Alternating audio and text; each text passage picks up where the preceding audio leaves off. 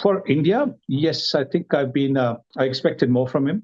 Definitely. I expected India to be able to do a lot better than what they have. And overseas, in India, it's a different thing. When you do well overseas, that's really you call yourself the fittest team in the world, or fittest, fitter than the earlier generations. How do you break down so soon?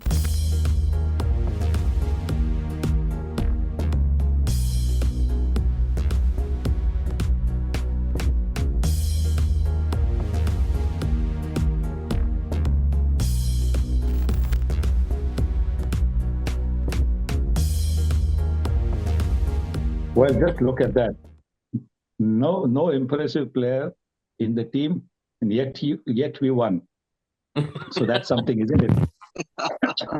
But when you look back at the wins that the West Indies had, 75 and 79. In 75, you could say that Australia were perhaps as good as the West Indies, and they beat them in the finals, the first ever World Cup finals.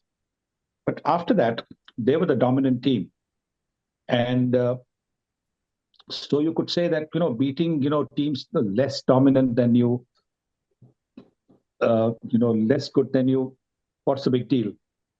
But we were not a dominant team. So when we won the World Cup, we actually beat the best team in the world. So that is something. So that's what I would like to look at more than, So for the West Indies, okay, they won in beating Australia. After that, what they won, they were beating lesser teams.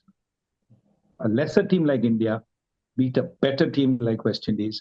And so therefore, our win perhaps is probably the best win, better win than their two wins.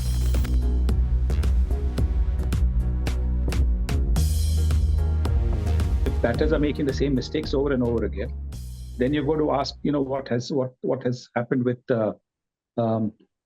your technique kind of situation? How have you tried to improve the batter? Have you tried to tell him maybe take a different guard? Maybe don't take a leg stump guard, take a middle and off stump guard, or take an off stump guard. These are the kind of things that you've got to talk about. But that is where the coach can come in with his inputs. But this is where you really need to look at, because this is what will help you.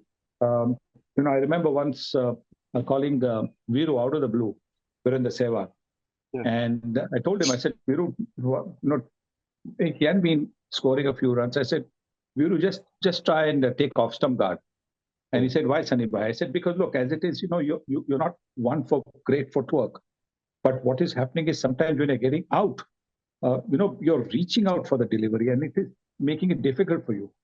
So maybe if you take off stump guard, you straight away know that, that ball is outside the off stump. And so maybe, going for it is not going to be any good unless it's within the range of the shot that you're intending to play. And I think in the next game, he got runs, but I told him, I said, listen, before you do that, try it out in the nets. Don't do it in the match straight away. Try it out in the nets. But I think, so these are some of the things that maybe a batting coach should be saying, look, don't try the hook shot at this stage. Don't try the cut shot for some time. These are things that you can tell as a coach. But at the end, the pressure on the batter is completely different. That, the coach can do it better.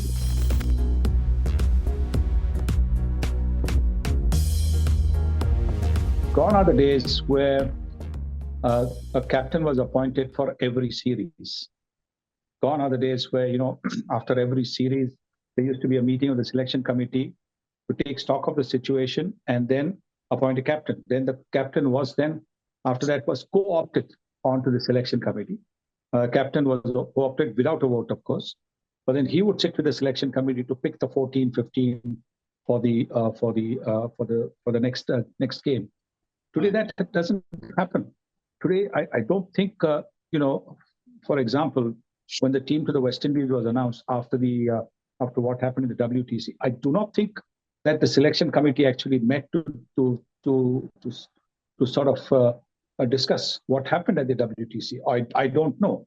Maybe they did, but they should have discussed. They should have, in fact, been asking questions. They should have been asking questions.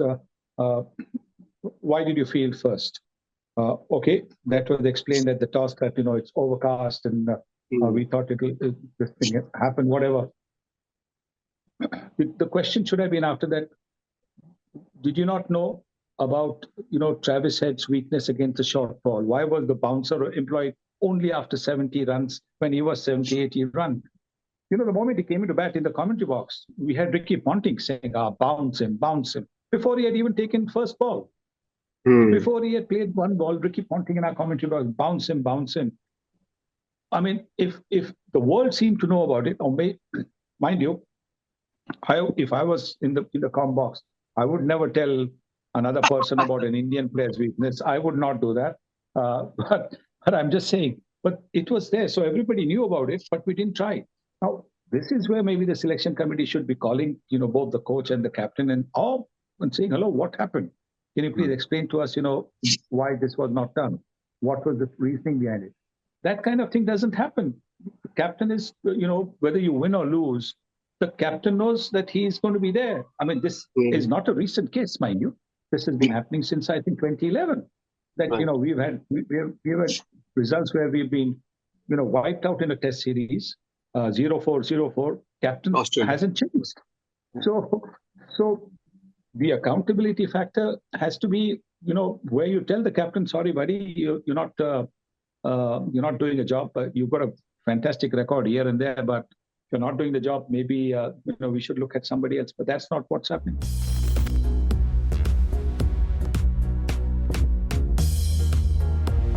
For India, yes, I think I've been.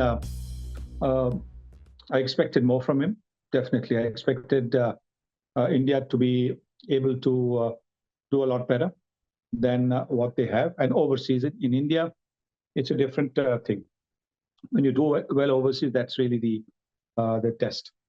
That's where I think he's been a little disappointing over there. And even in the T20 format, the T20 matches, with all the experience of the IPL, hundreds of matches as captain, I think India, with a mix of some of the best players in the IPL, in your team, in the Indian team, not being able to get to the finals has been very disappointing. Both the tournaments, the last two T20 tournaments.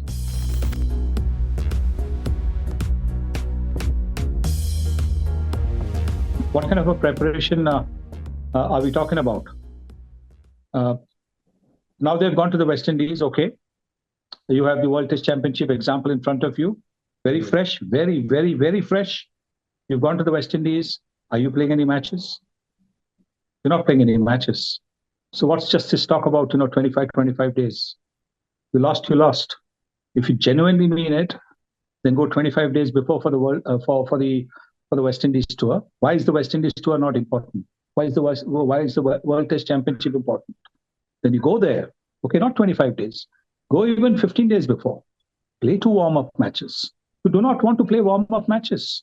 You do not. There is a gap between a week between a couple of test matches. Generally, if you have a 4 test match series, between the first and the second, there's a 3-day gap. Between the second and the third, there'll be a 7-8 days gap. That is mandatory. That is, I think, the ICC ruling. But in that gap, you're not prepared to play a 3-day game. The main guys can rest, but the guys who are in the reserves, the fringe players, who might actually be challenging some of the guys who are not doing well, whether it's a bowler or a batter, he does not get an opportunity to show that he's good enough. And even, for example, if he just gets selected for the third and the fourth test, that guy is coming in cold, having just been watching what's been happening for about 15 days of the 2 test matches and maybe 4 or 5 days before that they have come. So he goes in cold. So how do you expect him to do well? So I think actions speak louder than words. So if it was a question of actually wanting to do well, here now, you could have gone with the kind of team that the West Indies has today. You can go 1 day before the test match starts and you still beat them. Sadly, that is the situation. But that should not, blind us to the fact that when you talk about preparation, then be genuine about it. The simple truth is that the main guys do not want to extend a tour. So they will not want to go early. They will not want to do that because they know come what may, they are still going to be selected. It's a fringe player who actually suffers because of that. And for that, I think is something that, you got to look at. And then they'll talk about the workload. When you go early, they'll talk about the workload. You call yourself the fittest team in the world, or fittest, fitter than the earlier generations. How do you break down so soon? And how do you have a workload issue when you play a 20 overs game?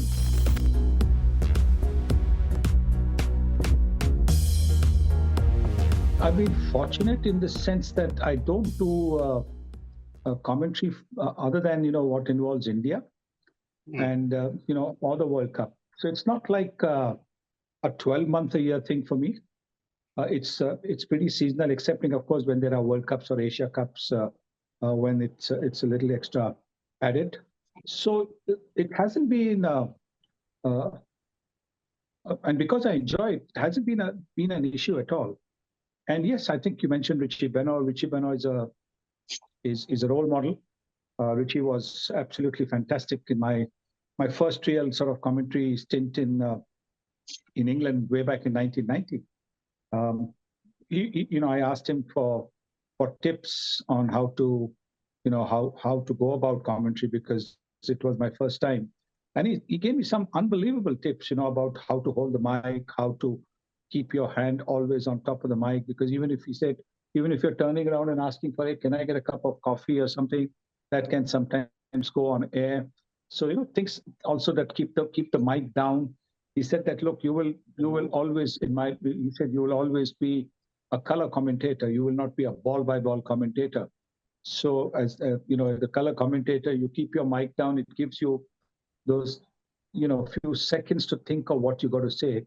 By the time you bring your mic up to your lips to speak, or if your fellow commentator asks, what do you think? Should there be a bowling change, or should there be a field placing, or whatever? It gives you that little, because if your mic is down, then it gives you that time, to lift it up and, think of an answer. So, I mean, that was invaluable.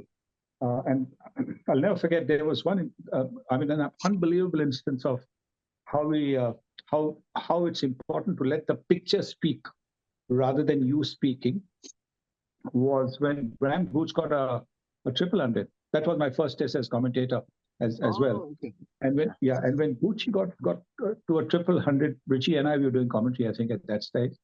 And so as soon as I think Richie said, "Oh, that's his 100," and he put the mic down. And I picked up my mic, and he just with his hand just sort of said, like signaled to me not to say anything. And so after about 10 seconds or so, he sort of said, "Okay," like, signal with his hand, "Okay, you can speak." I spoke, about the innings and, how, a triple century is such a rare, etc., whatever. Then he told me, "Look, let the viewers enjoy and savor the applause, the everything coming through on the picture rather than you speaking on it at that stage." So those 10 seconds for, the applause of getting to a 300, etc., to come through the television to the viewer rather than my voice or anybody else's voice. So I think that was incredible. Yes, I think he's been my role model. And the other one, who every time you tend to think of, I think, maybe ease up a little bit. The other one that comes to mind straight away is Amitabh Bachchan. He's an inspiration, because look at what he's doing at his age. He's 5-6 years older than me, 5 years older than me, maybe. And, he's still, working virtually every day. And so he's an inspiration as well. So, and in my case, I think, which is what I try and tell people, some of the youngsters who come into the comm box and ask me, and I said, "Look, I think you should speak what you feel about what the game is doing. That is important, because that's exactly why you've been brought in for commentary. But even if you speak your mind, whatever it is, don't take yourself seriously. Because the moment you take yourself seriously and you feel your opinion matters, then I think, when things don't go according to what your opinion is, it starts to make you negative. And I think that is what, I think I've been trying to do, is I don't take myself seriously at all. I mean, the number of times you might have heard me crack a joke at myself, which a lot of a lot of my close friends say, "Well, why do you do that? Yeah, why do you crack a joke at yourself and stuff like that?"